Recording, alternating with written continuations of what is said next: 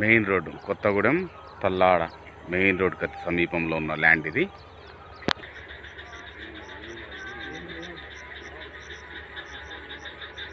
మొత్తం 30 acres square bit. అటు ఆ చెట్ల వరకు తుమ్మ చెట్లు, దాని వెనుక ఎన్ఎస్పి కాల్వ వర్క్ జరుగుతుంది. అది డోజర్స్తో.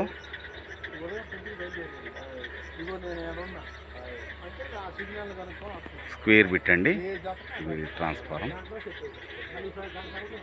ఈ గట్టు